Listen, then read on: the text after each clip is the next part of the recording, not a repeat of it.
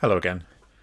A few weeks ago I talked about telling our stories, telling the stories which are part of our tradition and telling our own personal stories. And today I'd like to return to that topic for a bit. As many of you will know, I am a probationer presbyter in the Methodist Church.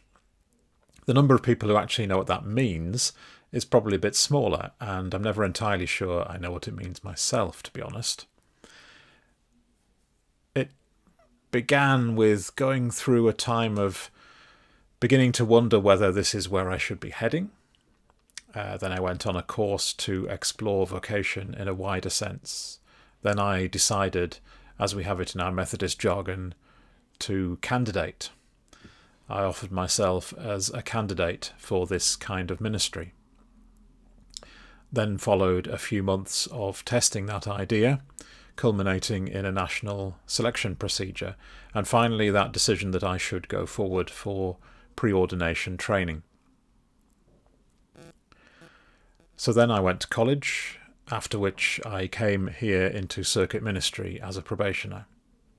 At least a couple of years of more training and discerning as I actually spend my time fulfilling the role. All of that time spent discerning, and in my case it's probably getting close to 7 years in total, comes to an end when our annual conference decides, in another wonderful bit of Methodist jargon, to receive me into full connection. And that will happen in a week and a bit's time. So I'll probably talk a bit more about that next week. But for now, I just want to mention one thing which has been important to me in that whole process up to now. Back when I started that Exploring Vocation course, which was at the beginning of 2014, I took some advice to start keeping a journal. Sometimes I've written in it daily, sometimes it's been up to a month between entries. But it's all been a record of what's happened on the way. And more importantly, my reactions to it and my reflections on it, bringing to bear all kinds of things from Bible stories to psychology, to help me make sense of what's been going on. It's not an autobiography, but in a sense it is the story of an aspect of my life. And I look back and I see how things change or develop. And so now I might tell parts of the story in slightly different ways from how I first saw them. Sometimes it can be valuable like that, not to assume that we understand the meaning of events too quickly. I now have nearly 3 volumes of the journal, and the story still has a long way to go, I hope.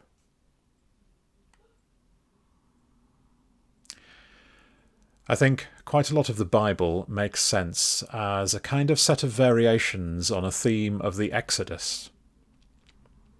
There is the story, told most obviously in the book of Exodus, of the Hebrew people being freed from slavery in Egypt. There's quite a lot of debate about exactly what those stories might be based on, and how long afterwards that particular biblical book was written or edited. And it may be that the story was being told as a kind of legend, which spoke to the contemporary situation of the people under another empire. Whether that's the case or not, the meaning of the story returns in dealing with the exile in Babylon. The stories of resistance and liberation grow into the founding mythology of a nation. Stories are told and retold, rewritten when there's a fresh understanding of the meaning. And we find echoes of the Exodus story in the New Testament too. Some of Matthew's stories about the birth of Jesus have hints of retellings of the story of Moses. And Jesus is saved from a wicked king. Jesus is called out of Egypt. Jesus passes through the water. Jesus goes into the wilderness and then goes up a mountain to teach the people about God. For Matthew, Jesus seems to be not only a new Moses, but one who is greater than Moses. And that story of Moses and the Exodus is found once more in the story of Jesus. And those stories of resistance and liberation have been told ever since, perhaps most famously in the journey towards freedom from slavery and towards equality among the Africans who were taken to America as slaves, and among their descendants right down to today. As we retell stories, we might even discover new facts about the past. New discoveries of old documents, most notably the Dead Sea Scrolls, have informed our Bible translations. So, for example, some modern translations now have an extra paragraph at the end of 1 Samuel chapter 10. The Dead Sea Scrolls enable the discovery of new old facts. And so our telling of stories, our history, is partly about discovering those new old facts, and partly about reflecting on events so that we can draw meaning from them. And that meaning may well change as our reflections develop and mature. I can't claim to be a historian, but it seems to me that this is what history as a discipline is about. Though it's also what we do all day, every day in our everyday lives. We rewrite the stories. Rewriting history is exactly what history does. As the historian David Olusoga sort of said recently, taking down statues is not so much rewriting history as making history. But we do rewrite it.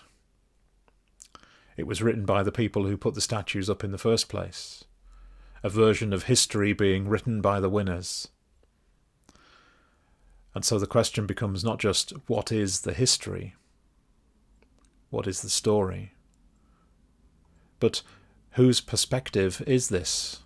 Who gets to write the stories? And the answer, thank God, is that we all do. Maybe not yet in the society we live in, but in what we call in our Christian jargon the kingdom, we do. Our society's well-known stories have come from an overwhelmingly white perspective and an overwhelmingly male perspective. But they are not all the stories. As people of faith, I hope we know that all our stories are held in God. Part of our story tells us that we are made in God's image. That God's grace means that whether we think we are worthy or not, and whether the world outside thinks we are worthy or not, we are worthy. And so our mission as people of faith, as people who put our trust in that story, is to live life as if those things are true, and to live life so they are true. Which means paying special attention to those whose stories have been silenced, to those whose voices are quiet, to those who've spent a lifetime and more learning that apparently they don't matter. But they do. You do.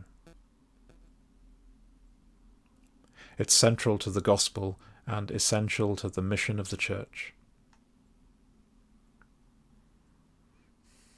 So let's get out there and rewrite some history. God bless. See you soon.